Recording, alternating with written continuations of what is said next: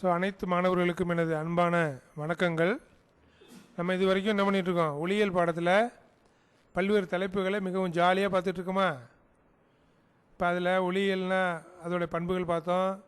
அதுக்கப்புறம் என்ன பண்ணோம், ஒளியியல் கருவிகளான குவிலென்ஸு குழிலென்ஸு அதோடய வடிவம், அதில் ஒளி விலகல் எப்படி நடக்குது, பிம்பங்கள் எவ்வாறு உருவாகுது, அந்த அளவுகள் எப்படி எடுக்கிறது அப்படிங்கிறதெல்லாம் பார்த்தோம். இப்போ நம்ம அடுத்த பகுதிக்கு போகலாம். வெல்கம் டு பார்ட் 7, 7வது பகுதிக்கு உங்களை அன்புடன் வரவேற்கிறேன். இந்த பகுதியில் நம்ம மனித கண்ணுடைய அமைப்பு, அதில் ஏற்படக்கூடிய குறைபாடுகள், அதை எவ்வாறு சரி செய்வது போன்ற கருத்துக்களை எல்லாம் இந்த பகுதியில் நம்ம பார்க்கலாம். ஸோ போகலாமா? வாங்க, கண்ணை நல்லா திறந்து வச்சுக்கிட்டு வாங்க பார்க்கலாம். அரிது அரிது மானிடராய் பிறத்தல் அரிது, அதனினும் அரிது கூன் குறிடு செவிடு பேடு நீங்கி பிறத்தல் அரிது. யார் சொன்னது? நமது ஆதி கவிஞர், ஆதி தமிழச்சியான ஔவையார் கூறிய வாக்கு. ஸோ மானிடராய் பிறத்தல் அரிது, அதுலேயும் கூன் குருடு செவிடு பேடு நீங்கி பிறத்தல் அரிது. கூன் விழுகக்கூடாது, குருடாகவும் இருக்கக்கூடாது. குருடுன்னா என்ன? கண்ணு தெரியாமல் இருக்கக்கூடாது. கண்ணு தெரியாத அவங்க படுற அவஸ்தையெல்லாம் நமக்கு தெரியுமா இல்லையா? ஆனால் ஏதோ ஒரு இதில் நம்ம எல்லாருக்கும் என்ன இருக்குது, நல்லா கண்ணு தெரியுது. அதனால் நம்ம என்ன பண்ணுறோம், நம்மளாம் கொடுத்து வச்ச ஆளுங்க. ஸோ அந்த கண்ணு எப்படி தெரியுது, அது எப்படி நமக்கு பார்வையை கொடுக்குது, அதில் என்னென்ன உறுப்புகள் இருக்குது, அதை பற்றியெல்லாம் இந்த பகுதியில் நம்ம தெரிஞ்சுக்க போகிறோமா? வாங்க போகலாம். So welcome to human I structure. இப்போ நம்ம பார்க்குறது மனிதனுடைய கண். இந்த கண்ணோட அமைப்பை கொஞ்சம் டீட்டெயிலாக பார்ப்போமா? ஸோ கண் இருக்குது. கண் வந்து கோள வடிவமானது. அதில் முன்னாடி இருக்கக்கூடிய இந்த ஒளி ஊடுருவ பகுதி என்ன பேர்? அதுக்கு பேர் கார்னியான்னு பேர். அதுக்கடுத்து முன்கண் ரசம்னு சொல்லக்கூடிய ஒரு பகுதி இருக்குது. அதில் வந்து ஒரு திரவ பகுதி. அதுக்கடுத்து லென்ஸ் இருக்குது, குவிலென்ஸு.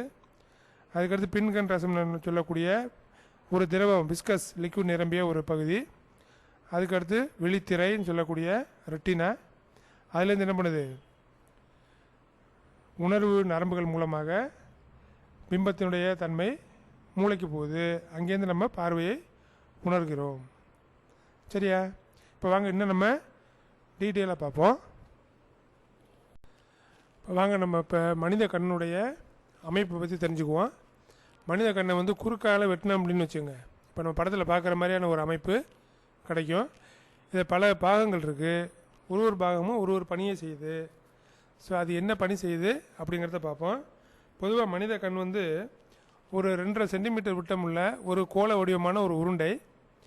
அது என்ன இருக்கும், சுற்றி 3 அடுக்காலான உரைகள் அதை சுற்றி இருக்குது. அதான் அந்த கண்ணுக்கு பாதுகாப்பை கொடுக்குது. இப்போ அந்த உரைகள் என்னென்ன, வேறு என்னென்ன உறுப்புகள் இருக்குங்கிறத ஒன்று ஒன்றா பார்ப்போம் வாங்க. ரைட்டா? ஃபஸ்ட்டு மேலே உள்ள அடுக்குக்கு என்ன பேர் அப்படின்னா ஸ்க்லீரான்னு பேர். இந்த ஸ்க்லீரா என்ன பண்ணுது அப்படின்னா கண்ணுக்கு ஒரு வடிவத்தை கொடுக்குது. அது கண்ணை பாதுகாக்குது. அது மிகவும் ஸ்ட்ராங்கான ஒரு உறுதியான ஒரு அடுக்கு. ரைட்டா? இந்த ஸ்க்லீரா வந்து என்ன பண்ணுதுன்னா கண்ணை முழுவதுமாக சூழ்ந்துள்ளது, எக்ஸப்ட் கண்ணோட முன்பகுதி. கண்ணோட முன்பகுதியில் இந்த ஸ்க்லீரா என்னவா மாறுதுன்னா கார்னியாவாக மாறுது. அது என்னது, ஒரு ஒளி ஊடுருவக்கூடிய ஒரு மெல்லிய படலமாக அங்கே கண்ணுக்கு முன்னாடி அமையுது. ஏன் அப்படின்னா நம்ம பார்க்கணும் அப்படின்னா நமக்கு என்ன வேணும், ஒளி உள்ளே வரணும். இந்த ஒளி உள்ளே அனுமதிக்கக்கூடிய பகுதி தான் என்னது, கார்னியா. சரியா? நம்ம அடுத்ததாக கோராய்டு, ஸ்க்லீராவுக்கு உள்ளே உள்ள அடுக்குக்கு கோராய்டுன்னு பேர். இது வந்து நடு அடுக்கு. இது வந்து நடு அடுக்கு. இங்கே என்ன இருக்குது அப்படின்னாக்கா இந்த உணர்வு நரம்புகள் அங்கே வந்து ஆரம்பிக்குது. ரைட்டா? அடுத்ததாக உள்ள அடுக்கு தான் என்னது, ரெட்டினான்னு சொல்லக்கூடிய இந்த விழித்திரை அப்படின்னு சொல்லக்கூடிய அடுக்கு. அந்த ரெட்டினாவில் தான் என்ன இருக்குது அப்படின்னாக்கா உணர்வு செல்கள்லாம் அங்கே தான் இருக்குது. அதாவது உணர்வு நரம்புகள் அங்கே தான் இருக்குது. அதோட உணர்வு செல்லுங்கள்னு சொல்லக்கூடிய இந்த கூம்பு செல்கள், குச்சி செல்கள், கோன் அண்ட் ராடு செல்கள் அப்படின்னு சொல்லுவாங்க. அந்த செல்லெல்லாம் எங்கே இருக்குது அப்படின்னாக்கா இந்த ரெட்டினாவில் தான் இருக்குது. இப்போ நம்ம பொருளை பார்க்குறோம், அதோட வடிவம், அதோட நிறங்கள், இதெல்லாம் உணர்வதற்கு காரணமான உறுப்பு எதுனாக்கா ரெட்டினா தான். ரைட்டா? அடுத்ததாக நம்ம பார்க்க போகிறது சிலியரி உடலம். அந்த கோராய்டு பார்த்தோமா, நடு அடுக்கு, அது அப்படியே நீண்டு வந்து அது ஒரு வட்டமாக இருக்கும். நீண்டு வந்து கண்ணுக்கு முன்பகுதியில் வர்றப்போ என்ன பண்ணுது, அது கொஞ்சம் தடிமனாக மாறி ஒரு முக்கோண சைஸுக்கு மாறுது. ஸோ அந்த முக்கோணமாக தடிமனாக மாறக்கூடிய பகுதி தான் என்னது, சிலியரி உடலம், சிலியரி தசைகள்னு பேர். ரைட்டா? அந்த சிலியரி தசைகள் என்ன பண்ணுங்கிறத அடுத்து பார்ப்போம். இப்போ கார்னியா பார்த்தோமா, கார்னியாவுக்கு அடுத்து உள்ளே இருக்கிறது ஐரிஷ்னு சொல்லக்கூடிய அந்த கண்ணுக்கு நிறத்தை கொடுக்கக்கூடிய பகுதி. நம்ம பார்ப்போம், சில பேருக்கு ஐபால் பார்த்தீங்கன்னா, இப்போ ஃபாரினருக்கெல்லாம் பார்த்தீங்கன்னா ப்ளூ கலரு, பச்சை கலரு, இந்த மாதிரிலாம் ப்ரௌன் கலர் இப்படிலாம் இருக்கும். இதுக்கெல்லாம் என்ன காரணம்னா இந்த ஐரிஷோட நிறம் தான். இந்த ஐரிஷை வச்சு தான் என்ன பண்ணுறாங்கன்னா, ஐரிஷோட நிறம் வந்து ஒருத்தரும் ஒரு மாதிரி இருக்கும். இதை வச்சு தான் என்ன பண்ணுவாங்க, ஒரு மனிதனையும் எப்படி கைரேகை மாறுமோ அதே மாதிரி ஐரிஷ் வந்து ஒரு மனிதனுக்கும் ஒரு மாதிரி இருக்கும். இப்போ நம்ம ஆதார் கார்டு எடுக்க போனோமா இல்லையா, நம்ம பார்வையை பார்க்க சொல்லி ஃபோட்டோ எடுத்தாங்களா, இப்போ அதை வச்சு நம்ம என்ன பண்ணலாம், எந்த இடத்துல வேணாலும் கைரேகை வைக்கிறதுக்கு பதிலாக நம்ம கண்ணால் பார்க்குறதே என்ன பண்ணலாம், ஸ்கேன் பண்ணி நம்மளை தெரிஞ்சுக்கலாம். ஸோ அதுதான் இந்த ஐரிஷ் சொல்லக்கூடிய நிறமுள்ள முன்பகுதி. ரைட்டா? அந்த ஐரிஷுக்கு மையப்பகுதியில் ஒரு சின்ன டாட் ஒன்று இருக்கும். அது எல்லாருக்கும் பார்த்தீங்கன்னா தெரியும், ஒரு கருப்பு துளை மாதிரி இருக்கும். அதான் என்னது, கண் பாவை. கார்னியாவிலேருந்து வரக்கூடிய அந்த ஒளிக்கதிரானது இந்த கண் பாவை வழியாக தான் என்ன பண்ணுது, உள்ளே குவிக்கப்படுகிறது. ரைட்டா? அந்த ஐரிஷுக்கும் இந்த கார்னியாவுக்கும் இடையில் ஒரு கேப் இருக்குது பாருங்கள், அதுக்கு பேர் முன் கண் அறைன்னு பேர். அங்கே வந்து ஒரு விஸ்கஸ் லிக்யூட், அதாவது பாகுத்தன்மையான இங்கே ஒரு திக்கான ஒரு லிக்யூட் இருக்கும். அதுக்கு பேர் முன்கண் அறைன்னு பேர். சரியா? முன்கண் அறைக்கு அடுத்து என்ன இருக்குன்னா, இந்த சிலியரி உடலம் பார்த்தோமா இல்லையா, இந்த தடிமனான பகுதி, இது இந்த கோராய்டோட தடிமனான பகுதி. அந்த பகுதியில் என்ன இருக்கக்கூடிய ஒரு தொங்கு சவ்வு இருக்குது. அந்த சவ்வு என்ன பண்ணுது அப்படின்னா, நம்ம மனித கண்ணுடைய லென்ஸை தாங்கி பிடிச்சிருக்கு. சிலியரி உடலமும் இந்த தொங்கு சவ்வும் என்ன பண்ணுது அப்படின்னா, அந்த நம்ம லென்ஸ் இருக்குது பாருங்கள், வெள்ளை, அதாவது ஒரு குவி லென்ஸு. இந்த குவி லென்ஸை அது தாங்கி பிடித்திருக்கிறது. அது ஒரு தாங்கு உறுப்பாக செயல்படுகிறது. அந்த லென்ஸுக்கு அடுத்து என்ன இருக்கிறது, பின் கண் அறை. என்னது, பின் கண் அறை. இது அல்லது அதில் ஃபுல்லாக என்ன இருக்கும், அதுவும் முன்கண் அறையில் உள்ள மாதிரியே ஒரு பாகுத்தன்மை வாய்ந்த ஒரு திக்கான லிக்விட், ஒரு திரவம் அதில் நிரம்பி இருக்கும். அதுக்கு பின்கண் ரசம்னு பேர். ரைட்டா? அந்த பின்கண் ரச அறையில் பின்னாடி பகுதியில் இருக்குது விழி மைய குழின்னு ஒன்று இருக்குது. அந்த விழி மைய குழி என்ன பண்ணுதுன்னா, நம்ம பார்வையை வந்து பொருளை பார்க்குறப்போ ஒரு சில நேரம் பிளர்டாக இருக்கும், அப்படியே ஒரு மாதிரி புகை அடித்த மாதிரி இருக்குமா, அந்த மாதிரி இல்லாமல் ஷார்ப்பாக பார்க்குறதுக்கு உதவுறது தான் என்னது, அந்த விழி மைய குழி. பொருளின் வடிவத்தை தெளிவாக தெரிய வைக்கிறது தான் என்னது, இந்த விழி மைய குழியோட வேலை. அடுத்து பார்த்தா பார்வை வட்டு அப்படின்னு இந்த மூளைக்கு போகிற நரம்பெல்லாம் சேர்த்து போட்டு ஒரு கிளிப் போட்ட மாதிரி இருக்கும் பார்வை வட்டு. அது என்னன்னாக்கா, அது ஒரு பிளாக் ஸ்பாட் அப்படிம்பாங்க. அது ஒரு கருமை பகுதி. அங்கே எந்த நிறமும் நமக்கு தெரியாத ஒரு பகுதி. அங்கே என்ன நடக்குது அப்படின்னா, அனைத்து நரம்புகளையும் ஒருங்கிணைக்கக்கூடிய வேலையை அந்த பார்வை வட்டு செய்து, அந்த பார்வை வட்டிலேருந்து என்ன பண்ணுது, பார்வை நரம்புகள் தொகுப்பாக மூளைக்கு செல்லுது. ஓகேயா?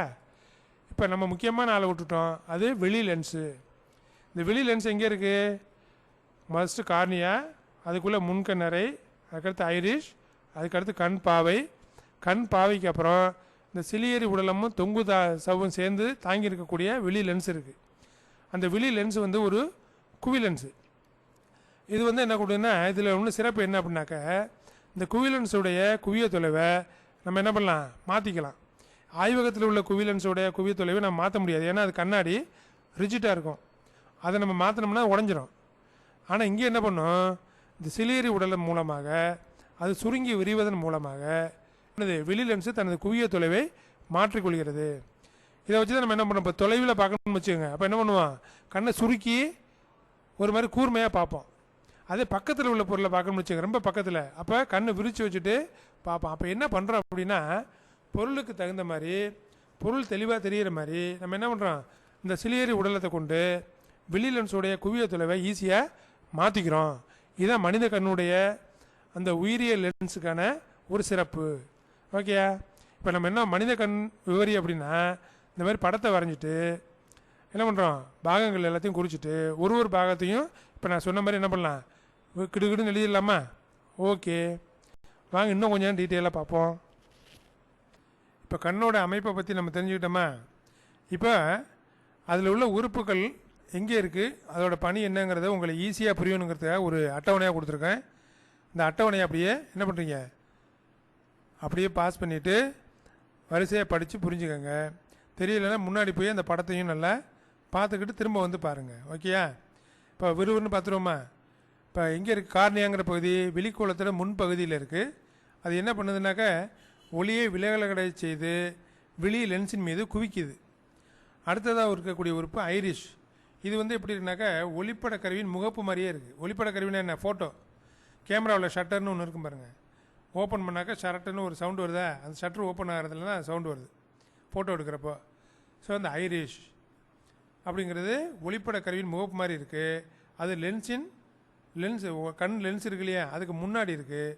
இதுதான் என்னது காரணம், நிறமுடையதாக அமைகிறது. அது ஒளிக்கதிரின் அளவை கட்டுப்படுத்தும் அமைப்பு இது.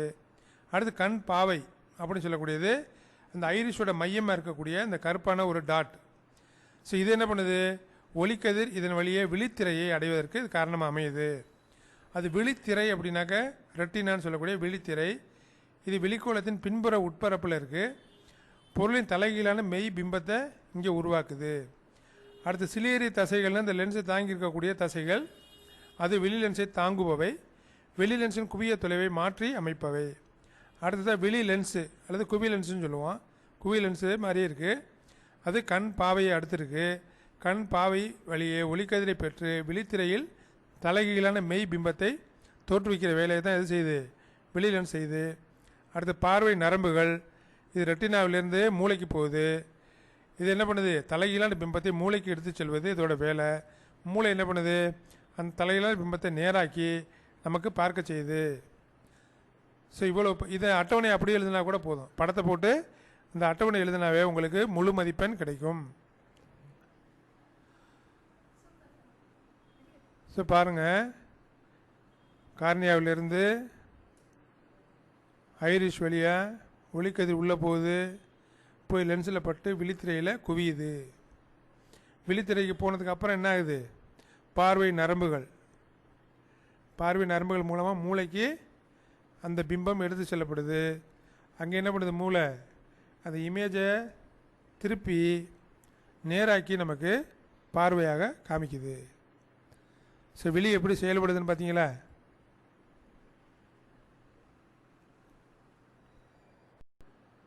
இப்போ இதில் பாருங்கள், ஏங்கிற ஒரு இமேஜ் இருக்குது. அது என்ன பண்ணுது, நம்ம லென்ஸுக்கு வருது, லென்ஸில் வந்து விலகல் அடையுது. விழித்திரையில் ஒரு இன்வெர்டட் இமேஜ் தலைகீழான ஒரு பிம்பத்தை உண்டாக்குது. அது பார்வை நரம்புகள் மூலமாக மூளைக்கு போகுது. மூளை என்ன பண்ணுது, அதை யோசித்து நேராக நமக்கு காட்டுகிறது. இப்படி தான் நம்ம பார்க்குறோம். சரியா? இப்போ கண்ணை பற்றி நம்ம நல்லா தெரிஞ்சுக்கிட்டோமா? சரி, அடுத்து கண்ணோட ஒரு முக்கியமான பண்பு பார்வை நீட்டிப்பு. இப்போ நம்ம ஃபோட்டோ பார்க்குறோம், வீடியோ பார்க்குறோம். ஃபோட்டோவுக்கும் வீடியோவுக்கும் என்ன டிஃப்ரென்ஸ் அப்படின்னா, ஃபோட்டோ எவ்வளோ நேரம் பார்த்தாலும் அது இமேஜ் அப்படியே இருக்கும், அதில் எந்த வித மாற்றமுமே இருக்காது. ஆனால் வீடியோ பார்க்குறப்ப என்ன ஆகுது, தொடர்ந்து அதோட இயக்கத்தை நம்மளால் பார்க்க முடியுது. சரியா? அது எப்படி தொடர்ந்து இயக்கம் பார்க்க முடியுது அப்படின்னா, அது இந்த வீடியோ அப்படிங்கிறது எண்ணிலடங்காத ஃபோட்டோக்களை வரிசைப்படுத்தி அமைஞ்சிருக்கிறதா என்னது வீடியோ. இதை நம்ம ஒளி துடிப்புகள்னு சொல்கிறோம். ஒரு வீடியோவை பார்க்குறப்போ அது ஃப்ரேம் பை ஃப்ரேமாக அது ஒளி துடிப்புகளாக நம்ம கண்ணை வந்து அடையுது. ஒரு ஃபோட்டோவாக வந்து அடையுதுன்னு வச்சுக்கோங்க. அந்த மாதிரி ஃபோட்டோவாக வந்து அடையிறப்போ நம்ம என்ன பண்ணுறோம், தொடர்ந்து அது வந்துக்கிட்டே இருக்கிறதுனால பொருள் இயங்குற மாதிரியே நமக்கு அப்படியே ரியலாக தெரியுது. ஆனால் உண்மையில் நம்ம என்ன பண்ணுறோம், ஃபோட்டோவை தான் பார்த்துக்கிட்டு இருக்கோம். இந்த டிஃப்ரென்ஸை நம்மளால் என்ன பண்ண முடியல, ஃபோட்டோவுக்கும் இந்த நகரத்துக்கும் உள்ள டிஃப்ரென்ஸை நம்மளால் உணர முடியலை. இதுக்கு என்ன காரணம் அப்படின்னா, அதுக்கு தான் காரணம் பார்வை நீட்டிப்புன்னு பேர். ரைட்டா? இந்த பார்வை நீட்டிப்புனா என்ன அப்படின்னாக்கா, இரு அடுத்தடுத்த ஒளி துடிப்புகளுக்கு இடைப்பட்ட கால இடைவெளி 1/16 வினாடியை விட குறைவாக இருந்தால் அவற்றை வேறுபடுத்தி அறிய இயலாத தன்மை. இப்போ நம்ம பார்த்துக்கிட்டு இருக்கோம். இப்போ ரெண்டு ஃபோட்டோ வச்சுருக்கோம்னு வச்சுக்கோங்க. ரெண்டு ஃபோட்டோவையும் என்ன பண்ணுறோம், ஃபஸ்ட்டு ஃபோட்டோ பார்த்துட்டு அடுத்த ஃபோட்டோ பார்க்குறோம். அப்போ நமக்கு கால இடைவெளி வந்து ஒரு வினாடியில் 16ல் ஒரு பங்கு இடைவெளிக்குள்ளே நம்ம அடுத்த ஃபோட்டோ பார்த்தோம்னாக்க அந்த ஃபோட்டோ வந்து என்ன பண்ணும், இயங்குற மாதிரியே நமக்கு தோணும். ரைட்டா? இந்த மூலமாக தான் நம்ம என்ன பண்ணுறோம், வீடியோவை அதாவது காணொலி காட்சிகள் இப்படி தான் நம்ம உருவாக்குறோம். ரைட்டா? அப்போ வீடியோவுக்கு அடிப்படை என்னது? இந்த பார்வை நீட்டிப்பு தான் காரணம். இந்த பார்வை நீட்டிப்புங்கிற தன்மை இல்லாமல் இருந்ததுன்னா நம்ம என்ன பண்ணுவோம்? அசைவற்ற பிம்பங்களை தான் நம்ம பார்த்துக்கிட்டே இருப்போம். இது மூலமாக தான் என்ன பண்ணுறாங்க, ஃபஸ்ட்டு கார்ட்டூன் இதெல்லாம் உருவாக்குறாங்க. சரி, அடுத்து இந்த மாதிரி நம்ம பார்வை நீட்டிப்பு பார்த்தோம். இப்போ அடுத்து நம்ம நார்மலான ஒரு கண்ணு இருக்குன்னு வச்சுக்கோங்க. எந்த வித குறைபாடும் இல்லாத ஒரு கண்ணு உடைய ஒரு மனிதன் பொருளை பார்க்குறதுக்கு ஒரு அண்மை புள்ளி ஒரு சேய்மை புள்ளின்னு வச்சுருக்கான். அண்மை புள்ளினா நம்ம கண்ணு பார்க்கக்கூடிய குறைந்தபட்ச தொலைவு. அந்த தொலைவுக்கு முன்னாடியோ பின்னாடியோ போச்சுன்னா நம்மளால் சரியாக பார்க்க முடியாதுன்னு அர்த்தம். அதுக்கு பேர் தான் என்னது? அண்மை புள்ளின்னு பேர். பெரும்பாலும் நம்ம புத்தகம் படிக்கிறப்ப என்ன பண்ணுறோம்? நம்ம புத்தகத்தை ஒரு குறிப்பிட்ட தொலைவில் வச்சு படிக்கிறோம். கண்ணுக்கு பக்கத்துலேயும் கொண்டு வர மாட்டோம், ரொம்ப தூரத்துலேயும் வச்சுருக்க மாட்டோம். அந்த குறிப்பிட்ட தொலைவில் வச்சு பார்த்தா தான் தெளிவாக தெரியும். ஒரு நார்மலான விஷனுடைய ஒரு மனிதனுக்கு புத்தகத்தை எவ்வளோ தொலைவில் வைக்கணும் அப்படின்னாக்க 25 சென்டிமீட்டரில் வைக்கணும். ஏன்னாக்க நம்ம வெளி லென்ஸோடைய குவிய தொலைவு எங்கே தான் இருக்கும்? அந்த 25 சென்டிமீட்டரில் நார்மலாக அமைஞ்சிருக்கும். ரைட்டா? அதை தான் நம்ம என்ன சொல்கிறோம்? அண்மை புள்ளின்னு சொல்கிறோம். இப்போ அண்மை புள்ளி அப்படிங்கிறது தெளிவாக காணக்கூடிய மீச்சிறு தொலைவு. அதோட மதிப்பு 25 சென்டிமீட்டர். உண்மையில் கேட்பாங்க. அடுத்து சேய்மை புள்ளி அப்படின்னா என்ன அர்த்தம்? அது வந்து ஈரிலா தொலைவு. எவ்வளோ தொலைவில் உள்ள பொருளை நம்மளை தெளிவாக பார்க்க முடியுமோ அந்த தொலைவுக்கு என்ன பேர்? சேய்மை புள்ளின்னு பேர். இதுக்கு வந்து நம்ம என்ன பண்ண முடியாது? குறிப்பிட்ட மதிப்பு கொடுக்க முடியாது. அப்போ சேய்மை புள்ளிங்கிறது தெளிவாக காணக்கூடிய நீண்ட தொலைவு. அதுக்கு ஈரிலா தொலைவுன்னு பேர். இது ஒருத்தருடைய கண்ணுக்கும் வித்தியாசப்படும். இப்போ கண்ணோட அமைப்பு அதோடைய பண்புகள் எல்லாம் பார்த்துக்கிட்டோமா? அடுத்ததை நம்ம கண்ணில் ஏதாவது பாதிப்பு வருதுன்னு வச்சுக்கோங்க. இப்போ பார்த்தீங்கன்னா இப்போ 100க்கு ஒரு 60-70% பேர் என்ன பண்ணியிருக்காங்க? எல்லோரும் கண்ணாடி போடுறாங்க. ரைட்டா? பர்டிகுலராக நகரப்பகுதியில் உள்ள மனிதர்கள்லாம் என்ன பண்ணுறாங்க? மாணவர்கள்லேருந்து பெரியவங்க வரைக்கும் என்ன பண்ணுறாங்க? கண்ணாடி போடாதவங்களே ரொம்ப குறைவாக இருக்கிறாங்க. கிராம பகுதியில் இன்னும் அந்த அளவுக்கு கண்ணாடி போடக்கூடிய தன்மை இன்னும் வரல. ஸோ இதுக்கு என்ன காரணம் அப்படின்னா கண்ணில் ஏற்படக்கூடிய குறைபாடுகள். இப்போ இந்த படத்தை பாருங்கள், இந்த மொதல் படத்தை பாருங்கள். இந்த அருவியிலேருந்து தண்ணி ஊற்றுது. இங்கே பாறையில் இலைகள்லாம் வந்து தங்கி நிற்கி. இது ரெண்டுமே நமக்கு என்ன இருக்குது? தெளிவாக தெரியுது. அருவி தொலைவில் இருக்குது, இந்த பாறை பக்கத்தில் இருக்குது. இப்போ இது நார்மலாக 2 படமும் நல்லா தெரிஞ்சுன்னு வச்சுங்க. 2 இடமே அவங்க வந்து நார்மலாக சரியான கண் பார்வை உடையவர்கள்னு பேர். அப்படி இல்லாமல் 2வது படத்தை பாருங்கள். 2வது படத்தில் அருகில் உள்ள அந்த கல் நல்லா தெரியுது, அந்த இலைகள்லாம் நல்லா தெரியுது. தொலைவில் உள்ள அந்த அருவி நமக்கு தெளிவாக தெரியவில்லை. ஏன் தெரியல அப்படின்னாக்க அது ஒரு கண்ணில் ஏற்படக்கூடிய ஒரு குறைபாடு. சரி, என்ன குறைபாடுங்கிறத அடுத்து பார்ப்போம். அடுத்தது படத்தை பாருங்கள். பக்கத்தில் உள்ள அந்த கல் மற்றும் இலைகள் நமக்கு தெளிவாக தெரியலை, ஆனால் தொலைவில் உள்ள அருவி நல்லா தெளிவாக தெரியுது. அப்போ இதுக்கு என்ன காரணம் அப்படின்னா இதுவும் ஒரு கண்ணில் ஏற்படக்கூடிய ஒரு குறைபாடு. ஸோ அப்போ நார்மல் விஷன் எப்படின்னு பார்த்தோம். இந்த மாதிரி அருகில் வந்து நல்லா தெரிஞ்சு தொலைவில் தெரியாட்டி அது மயோபிக் விஷன்னு பேர். அருகில் தெரியாமல் தொலைவில் நல்லா தெரிஞ்சுன்னா அது ஹைப்ரோபிக் விஷன் அப்படின்னு பேர். இது இந்த டிஃபெக்ட் எல்லாத்தையும் நம்ம இப்போ டீட்டெயிலாக பார்ப்போம். இப்போ நம்ம கண் குறைபாடுகளில் முதல்ல பார்க்க போகிறது கிட்ட பார்வைன்னு பேர். இந்த கிட்ட பார்வை என்னென்னு பார்ப்போம். இப்போ இந்த படத்தை பாருங்கள். மொதல் படத்தில் அந்த பையனும் ஒரு பெரியவர் என்ன பண்ணுறாங்க? சுத்தம் பண்ணிகிட்டு இருக்காங்க. பையன் நம்ம அருகில் நிற்கிறான்னு வச்சுங்க. இப்போ அருகில் உள்ள பையன் வந்து நம்ம தெளிவாக தெரிகிறான், தொலைவில் உள்ள பையன் தெளிவாக தெரியவில்லை. இதை தான் நம்ம என்ன சொல்கிறோம்? கிட்ட பார்வை. அதாவது அருகில் உள்ள பொருட்கள் தெளிவாக தெரியும், தொலைவில் உள்ள பொருட்கள் தெளிவாக தெரியாது. அந்த பக்கம் பாருங்கள். இந்த சரி பண்ணதுக்கு அப்புறம் இப்போ 2 பார்வையும் நல்லா தெரியுது. தொலைவில் உள்ளதும் தெரியுது, பக்கத்தில் உள்ளதும் தெரியுது. ஸோ அப்போ கிட்ட பார்வைங்கிறது கிட்டத்தில் உள்ள பார்க்கலாம், தொலைவில் உள்ளது தெளிவாக தெரியாது. இப்போ இங்கே பாருங்கள், கார் ஓட்டிகிட்டு போகிறாரு, அவரை நம்ம பார்த்துக்கிட்டு இருக்கோம். அவர் காரை ஸ்டேரிங்கை கை பிடிச்சிருக்காரு, அந்த கையெல்லாம் தெளிவாக தெரியுது, ஆனால் தொலைவில் உள்ள பில்டிங்கெல்லாம் எப்படி இருக்குது? மங்கலாக தெரியுது. அப்போ தகுந்த குவிய தொலைவுடைய குழி லென்ஸு அமைஞ்ச போட்டு கண்ணாடி போட்டோம்னா தொலைவில் உள்ள பொருட்கள் நமக்கு தெளிவாக தெரியும். ரைட்டா? ஸோ இது ஏன் ஏற்படுது, எப்படி சரி பண்ணுறதுங்கிறத அடுத்து பார்க்கலாம். இப்போ நம்ம கிட்ட பார்வை குறைபாட்டை பற்றி கொஞ்சம் தெளிவாக தெரிஞ்சுக்குவோம். இப்போ கிட்ட பார்வை அப்படிங்கிறது என்னது? மயோப்பியா அப்படின்னு அதுக்கு இன்னொரு பேர் இருக்குது. ஓகே, இது 1 மார்க்களோடு கேட்பாங்க. மயோப்பியான்னு என்ன? கிட்ட பார்வை. இது என்ன நடக்குது கண்ணில், என்ன குறைபாடு அப்படின்னா, அருகில் உள்ள பொருள் தெளிவாக தெரியும், தொலைவில் உள்ள பொருள் தெளிவாக தெரியாது. இதுக்கு பேர் தான் கிட்ட பார்வைன்னு பேர். அப்போ கிட்ட பார்வையில் அந்த பேரில் இருக்க பாருங்கள், கிட்டத்தில் உள்ள பொருள் தெரியும்னு ஞாபகம் வச்சுக்கணும். ரைட்டா? கிட்ட பார்வை என்பது கிட்டத்தில் உள்ள பொருள் தெளிவாக தெரியும். பாருங்கள், கண்ணோட அமைப்பு இருக்குது, அதில் ஒளிக்கதிர் குவியுது. எங்கே குவியுது? ஆக்சுவலாக நல்லா தெளிவாக இருக்கணும்னா எங்கே குவியணும்? விழித்திரையில் குவியணும். ஆனால் விழித்திரைக்கு முன்னாடியே ஒளிக்கதிர் குவியுது பாருங்கள். இதனால தான் நம்ம என்ன பண்ண முடியல, தொலைவில் உள்ள பொருளை தெளிவாக காண முடியாமல் ஏற்படுகிறது. இதுக்கு என்ன காரணம் அப்படின்னா, விழிக்கோளம் நீண்டு விடுதல். இந்த விழிக்கோளம் இருக்கே, அது உருண்டையாக இருக்குன்னு படித்தோமா, ஸ்பெரிக்கல் ஷேப்பு. ஆனால் என்ன ஆகுது, அது நீண்டு கோழி முட்டை மாதிரி ஆகிடுது. அப்போ குவிய தொலைவு என்ன ஆகி போகுது, மாறி போகுதா? அதனால குவிய தொலைவு குறைஞ்சி போகுது.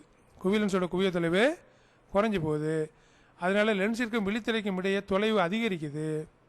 இப்போ சேய்மை புள்ளி அண்மை புள்ளியை நோக்கி நகருது. சேய்மை புள்ளி என்ன அர்த்தம்? மேக்சிமம் பார்க்கக்கூடிய தொலைவு. அது அண்மை புள்ளியை நோக்கி நகருது. இதனால் என்ன நடக்குது, விழித்திரைக்கு முன்னாடியே பிம்பம் உண்டாகுது. அதனால தான் நம்ம பக்கத்தில் உள்ள பொருளை பார்த்துட்றோம், தொலைவில் உள்ள பொருள் பார்க்க முடியாமல் போகுது, தெளிவாக பார்க்க முடியாமல் போகுது. ரைட்டா? இதுக்கு என்ன சரி பண்ணுறது எப்படி? ஒரு குழி லென்ஸ். ஸோ குழி லென்ஸை பயன்படுத்தி என்ன பண்ணலாம், குழி லென்ஸோட பொருத்தப்பட்ட ஒரு கண்ணாடியை அணிவதன் மூலம் கிட்ட பார்வையை நம்ம சரி பண்ணலாம். படத்தில் பாருங்கள், கண்ணுக்கு முன்னாடி ஒரு கண்ணாடி அணிகிறோம், குவி லென்ஸ் ஆனது. இப்போ என்ன பண்ணுது, நமக்கு எந்த அளவுக்கு குறைபாடு இருக்கோ அந்த அளவுக்கு குவிய தொலைவுடைய குவி லென்ஸ் அணிஞ்சோம்னா மீண்டும் என்ன பண்ணும், ஒளிக்கதிர் விழித்திரையில் குவிக்கப்பட்டு பார்வை தொலைவில் உள்ள பொருள் தெளிவாக தெரியும் வாய்ப்பு ஏற்படுது. எப்படி சரிதுன்னு பாருங்கள், தகுந்த குவிய தொலைவுடைய குழி லென்ஸை பயன்படுத்துதல். இது எப்படி ஞாபகம் வச்சுக்கோம்னா, ஒரு ஷார்ட்கட் உங்களுக்கு சொல்லித்தரேன். கிட்ட குழி வெட்டி எட்ட குவி, கிட்ட குழி வெட்டி தூர குவி அப்படி ஞாபகம் வச்சுங்க. ஆனால் கிட்டத்தில் குழி வெட்டணும், மண்ணை அள்ளிக்கொண்டு எங்கே போகணும், தூரத்தில் குவிக்கணும், கூச்சி வைக்கணும். ரைட்டா? அப்போ என்ன, கிட்ட பார்வைக்கு குழி லென்ஸு, தூர பார்வைக்கு குவி லென்ஸு. ஸோ ஞாபகம் வச்சுக்கணும், கிட்ட குழி வெட்டி தூர குவி அப்படின்னு ஞாபகம் வச்சுக்கோ. ஸோ அப்போ தகுந்த குவியத்தோடைய குவி லென்ஸை பயன்படுத்தி கிட்ட பார்வை சரி பண்ணலாம். அந்த தகுந்த குவியத்தொலை எப்படி கண்டுபிடிக்கிறது அப்படின்னா, ஈரிலா தொலைவு வரை காண குழி லென்ஸின் குவிய தொலைவு F = -x அப்படி ஞாபகம் வச்சுக்கோங்க. F = -x. இந்த எக்ஸுங்கிறது என்ன அப்படின்னாக்க, அவரால் எவ்வளோ தூரத்துக்கு பார்க்க முடியுமோ அந்த தொலைவு, அதுதான் அவரோட கண்ணுடைய லென்ஸுடைய குவிய தொலைவு. இப்போ அவர் தொலைவுள்ள பொருள் தெரியலையா? இப்போ தொலைவுள்ள பொருள் எவ்வளோ தொலைவில் பார்க்கணும், அப்போ ஒய் தொலைவு வரைக்கும் அவர் பார்க்கணும் வச்சுங்க. ஒய்ங்கிற தொலைவு வரைக்கும் அவர் பார்க்க விருப்பப்படுறாருன்னா அப்போ என்ன ஃபார்முலா அப்படின்னாக்கா, குவிய தொலைவு F = x × y / x - y.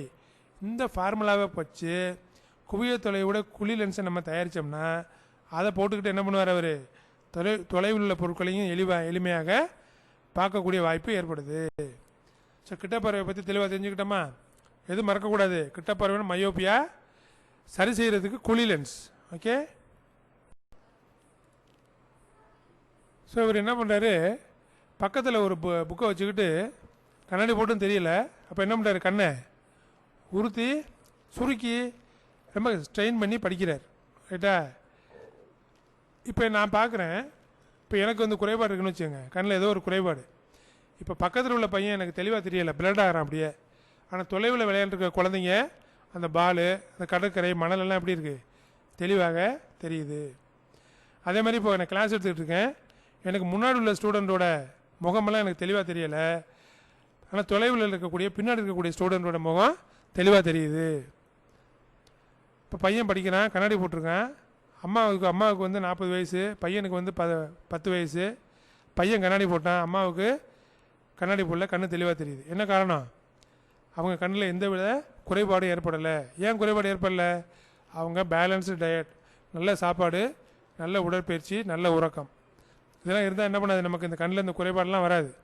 சரி, அப்போ பக்கத்தில் தெரியலை, தொலைவில் நல்லா தெரியுதுன்னா இது என்ன குறைபாடு? வாங்க பார்க்கலாம். ஸோ அதான் என்னது, தூர பார்வைன்னு சொல்லக்கூடிய ஒரு குறைபாடு. இதுக்கு இன்னொரு பேர் என்ன, ஹைப்பர் மெட்ரோபியா. ஞாபகம் வச்சுங்க, ஹைப்பர் மெட்ரோபியா அப்படின்னு பேர். ரைட்டா? இது என்ன குறைபாடுனாக்க, தொலைவில் தெளிவாக காண்பது, அருகில் தெளிவாக காண முடியாமை. தொலைவில் உள்ள பொருளை நல்லா பார்க்கலாம், நல்லா தெளிவாக தெரியும், பக்கத்தில் உள்ள பொருள் தெளிவாக தெரியாது. இதுக்கு தான் என்ன பேர்? தூர பார்வைன்னு பேர். சரியா? இதுக்கு என்ன காரணம்?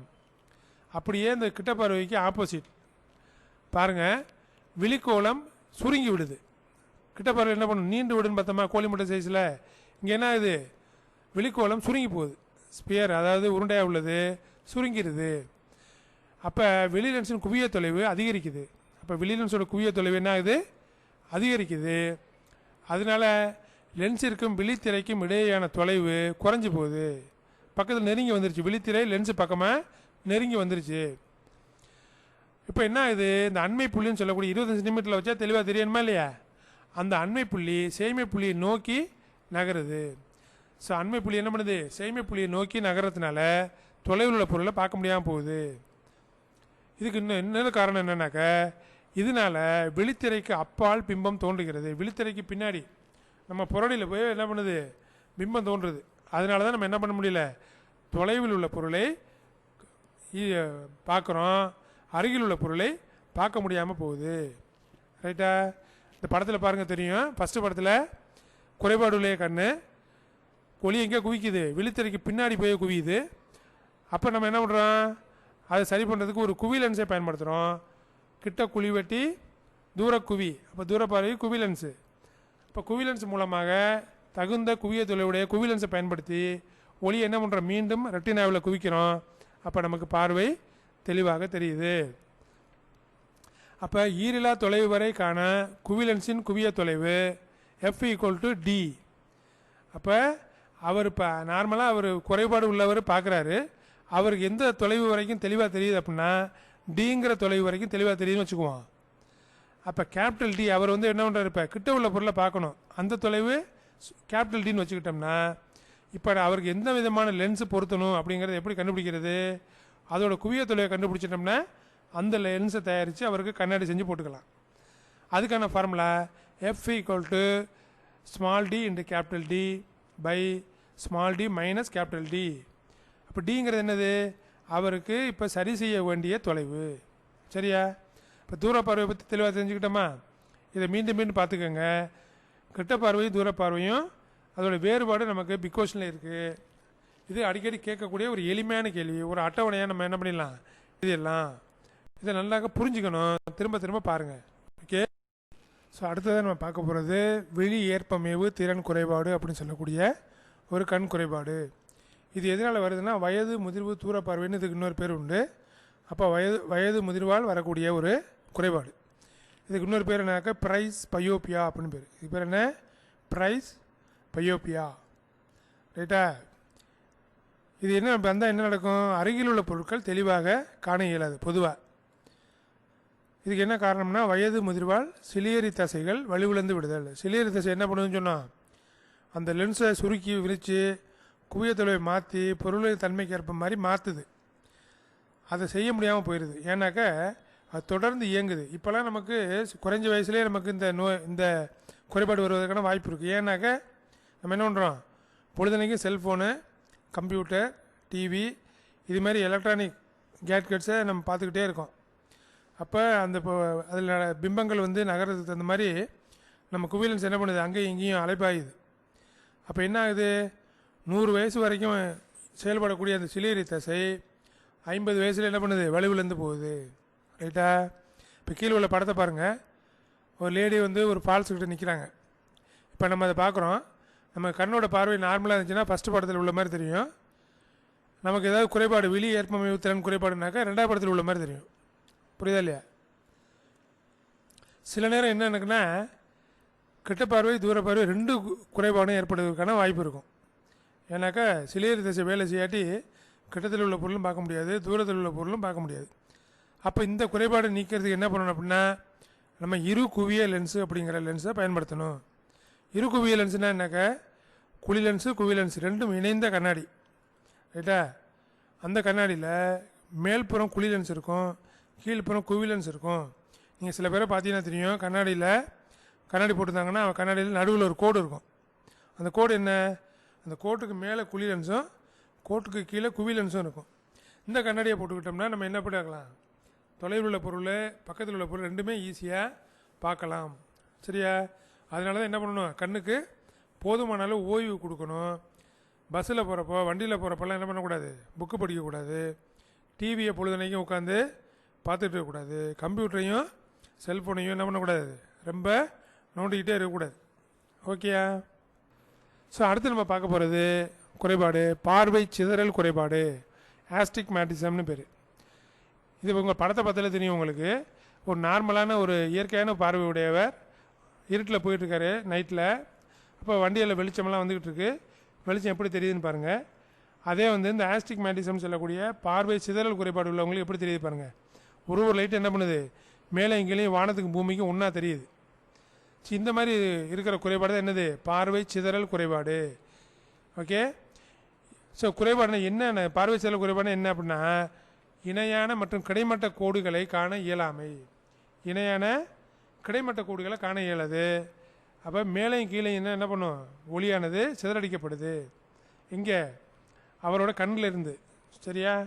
இதுக்கு என்ன காரணம் அப்படின்னா, மரபு ரீதியிலாக அல்லது கண் பாதிப்பு தொடர்ந்து பரம்பரையாக சில பேருக்கு பாதிப்பு ஏற்படும் கண்ணில். அது இனச்செல்கள் மூலமாக அடுத்தவங்களுக்கு கடத்தப்பட்டு மரபு ரீதியாகவும் இந்த பாதிப்பு ஏற்படலாம். அல்லது கண்ணில் ஏதாவது பாதிப்பு வந்து கண் புரை, கண்ணில் புண்ணு, அடுத்து கண்ணில் காயங்கள் இதெல்லாம் ஏற்படுறதுனாலையும் இந்த பார்வை சிதறல் குறைபாடு ஏற்படுறதுக்கு வாய்ப்பு இருக்குது. அடுத்து விழி லென்ஸில் ஒழுங்கற்ற தன்மை. விழி லென்ஸ் இருக்கு இல்லையா, அது குவி லென்ஸாக இருக்கணும். அது என்ன இருக்கும், அது ஒழுங்கற்ற தன்மையாக இருந்தால் கூட இந்த பார்வை சிதறல் குறைபாடு ஏற்படுது. எப்படி சரி செய்கிறது அப்படின்னா, இதுக்கு ஒரு ஸ்பெஷல் லென்ஸ் இருக்குது. அது உருளை லென்ஸ்னு பேர். அதுக்கு பேர் என்ன, உருளை லென்ஸ். அதை பயன்படுத்தி இந்த பார்வை சிதறல் குறைபாட்டை நம்ம சரி பண்ணலாம். சரியா? என்ன மாணவர்களே, இந்த பகுதி 7 இது வரைக்கும் நம்மளுடைய கண்ணோட அமைப்பை பற்றி தெரிஞ்சுக்கிட்டோமா? கண்ணில் உள்ள உறுப்புகள் அது எவ்வாறு செயல்படுகிறது அதெல்லாம் தெரிஞ்சுக்கிட்டோம். அடுத்து கண்ணில் ஏற்படக்கூடிய குறைபாடுகள், கிட்ட பார்வை, தூர பார்வை, அதுக்கப்புறம் அந்த பிரைஸ் பயோப்பியான்னு சொல்லக்கூடிய விழி ஏற்பமைவு திறன் குறைபாடு, ஆஸ்டிக்மேட்டிசம், இது மாதிரி பல்வேறு குறைபாடுகள், அதை எப்படி சரி பண்ணுறது அப்படிங்கிறதெல்லாம் தெரிஞ்சுக்கிட்டோமா? இது இப்போ 10ஆவதில் மட்டும் இல்லை, எதிர்வரக்கூடிய உயர் வகுப்புகள்லையும் இது மிக முக்கியமான ஒரு பகுதி. அதனால் என்ன பண்ணணும், நல்லா சந்தேகம் இல்லாமல் தெளிவாக பார்த்துக்கோங்க. அடுத்த பகுதியில் மீண்டும் சந்திப்போம். நன்றி.